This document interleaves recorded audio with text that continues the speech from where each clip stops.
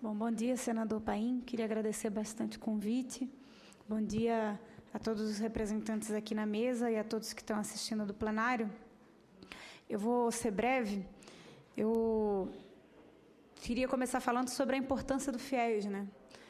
O FIES ele tem uma dimensão social hoje muito grande, né? Não é à toa que, de repente, o país inteiro, seja estudante ou não, seja do meio educacional ou não, começou a debater os desafios e os problemas do programa, né? Se você imaginar que hoje a Elizabeth colocou a taxa bruta de matrícula que se tem hoje no país, mas se fizer um recorte de 18 a 24 anos, menos de 16% da juventude brasileira tem acesso ao ensino superior. O Plano Nacional de Educação... E a gente não precisa recorrer a exemplos da Europa ou dos Estados Unidos para buscar índices de acesso ao ensino superior melhores do que os nossos. Então, aqui do lado, na Argentina, no Uruguai, você encontra situações em que um volume maior de jovens consegue ingressar anualmente no ensino superior, né? E quando o Congresso Nacional aprovou no ano passado o Plano Nacional de Educação, se entendeu que a democratização do acesso ao ensino superior deveria ser um dos principais temas abordados pelo PNE. Dito isso, a meta 12 do Plano Nacional de Educação, ela coloca uma elevação da taxa líquida de matrícula para os próximos 10 anos de 33%, ou seja, nós temos como desafio nos próximos 10 anos dobrar praticamente o número de vagas, o número de acesso dos jovens ao ensino superior brasileiro. Entre as estratégias que o Plano Nacional de Educação coloca para que a gente consiga atingir essa meta está pelo menos 40% das novas vagas sejam criadas pela rede pública. Isso foi algo pelo qual a UNE pressionou bastante, porque a gente entende que o acesso ao ensino superior ele precisa ser reforçado na rede pública. Mas também coloca o FIES como uma das estratégias de ampliação do acesso ao ensino superior brasileiro. Por quê? Porque se entende que, nos últimos anos, nós quase dobramos o número de acesso ao ensino superior. Então, se hoje a gente fala em 16%, 10 anos atrás a gente falava muito menos. Em 2002, eu acredito que tinha cerca de 10% dos jovens no ensino superior brasileiro. O Brasil ele dobrou o número de vagas nas universidades federais, ou melhor, mais do que dobrou o número de vagas nas universidades federais, interiorizou as universidades federais de todo o país, e, através do FIES e do ProUni, conseguiu fazer com que mais de 2 milhões de jovens ingressassem no ensino superior brasileiro. Então, hoje a gente tem uma realidade de cerca de 7,3 milhões de jovens no ensino superior, e desses, 75% ou um pouco mais, estão na rede privada. Uma boa parte significativa, que conseguiu ingressar no ensino superior através de programas como o ProUni e como o FIES. Então, isso localiza bem a importância de um programa como esse, porque democratizar o acesso ao ensino superior é parte central de um projeto de educação que visa o desenvolvimento nacional, para além do desenvolvimento econômico, sobretudo o desenvolvimento social e humano do nosso país. Então, precisamos ampliar o acesso ao ensino superior e o FIES se localiza dentro dessa estratégia. Então, nos últimos meses, quando a gente começou a ter problemas no aditamento de contratos, sobretudo do FIES, hoje o MEC informa que existem cerca de 1,9 milhão de contratos ativos, e até poucas semanas atrás, nem metade desses estudantes que já possuem a bolsa do FIES conseguiram renovar os seus contratos, conseguiram aditar os seus contratos. Naturalmente, a confusão dentro das universidades foi muito grande. Então, o cenário dentro de boa parte das universidades privadas foi um cenário dramático, porque muitos estudantes iam para a universidade e não conseguiam... Primeiro, muitos estudantes entravam no sistema do FIES pela internet, no CISFIES, e não conseguiam editar os seus contratos, porque o sistema passou a funcionar de forma muito lenta ou simplesmente não funcionar. E quando se ia para a universidade, tinha-se filas e filas de estudantes que tentavam aditar o seu contrato do FIES e que não conseguiam. Então, a situação que isso gerou foi muito difícil para a gente que é estudante, porque teve estudante que ficou numa incerteza muito grande se conseguiria tocar o seu curso, e muitos estudantes que, inclusive, chegaram a desistir do seu curso, porque a universidade já estava cobrando o pagamento da mensalidade, ele não conseguiu editar o seu contrato de FIES, não tinha condições, desistiu da universidade. Isso é muito grave.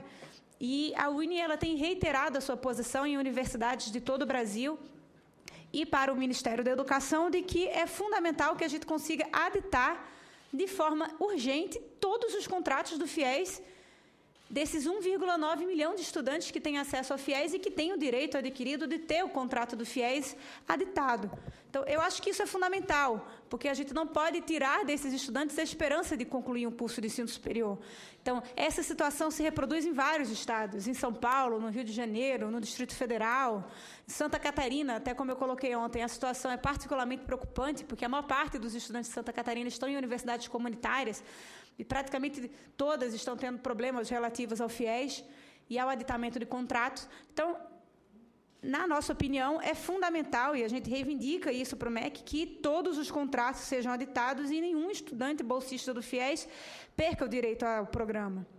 Para além disso, a gente enxerga que a ampliação do programa também é necessária. E, dito isso, o Congresso Nacional aprovou na semana passada a Lei Orçamentária Anual. A gente aguarda com muita ansiedade, com muita expectativa que o governo diga a forma como é que essa Lei Orçamentária Anual vai ser implementada, porque nós acreditamos e reafirmamos que não pode haver nenhum tipo de contingenciamento no orçamento da educação. Então, do começo do ano para cá, já tiveram alguns bilhões de reais que foram contingenciados da educação.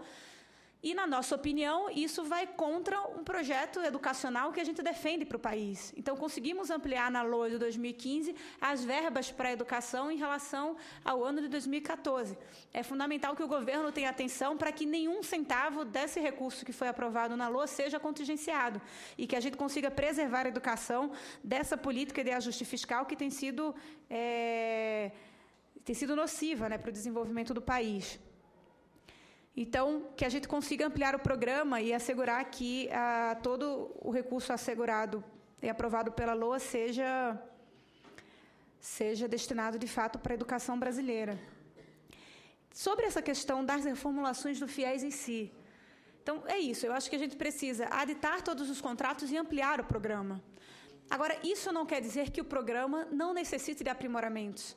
Eu acho, inclusive, que agora que o programa já completou tantos anos, né, de existência, cabe a nós repensá-los, para repensá-lo, não no sentido de acabar com o programa ou de restringir o programa, mas repensar o FIES para que a gente consiga aprimorar o FIES. O fato é que o FIES, ele tem servido para grandes empresas de educação do nosso país, e eu lamento chamar de empresas de educação, porque, na opinião da Unieducação, não é mercadoria, é um direito de todos e é um dever do Estado. Então, o FIES, ele, em muitas ocasiões, tem servido como uma segurança econômica para que as universidades possam fazer suas fusões, seus processos de abertura de abertura de capital, nas bolsas no mercado financeiro. E o fato é que, sendo um programa do governo federal nas universidades privadas, eu acredito que é fundamental que as universidades que aderirem ao FIES, que delas sejam exigidas contrapartidas que caminhem na perspectiva de ampliar o direito dos estudantes nessas instituições e de ampliar a qualidade dessas instituições.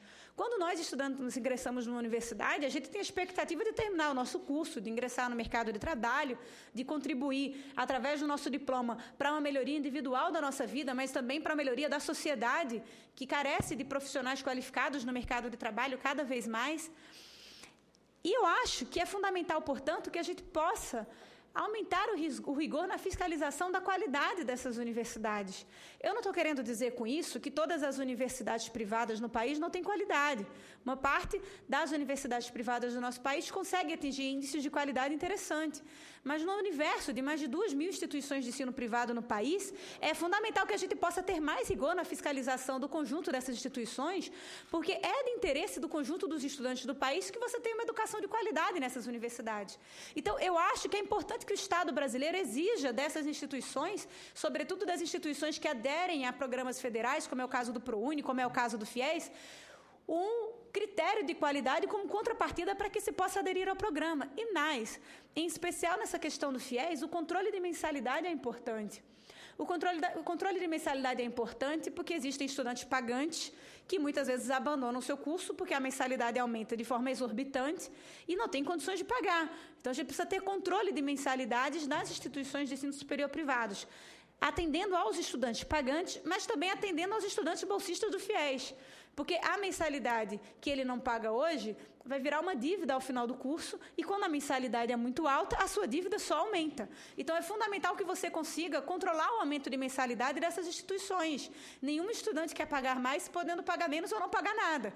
Então, é fundamental que a gente consiga ter controle de mensalidade nessas instituições. E eu acho que, para isso, inclusive, a gente precisa exigir mais transparência nas planilhas de custo das universidades. Então, é fundamental que, inclusive, a comunidade acadêmica, estudantes, professores, possam ter espaços de diálogo com a administração da universidade para você, inclusive, entender como funciona a planilha de custos da universidade e por que a mensalidade está aumentando ou não.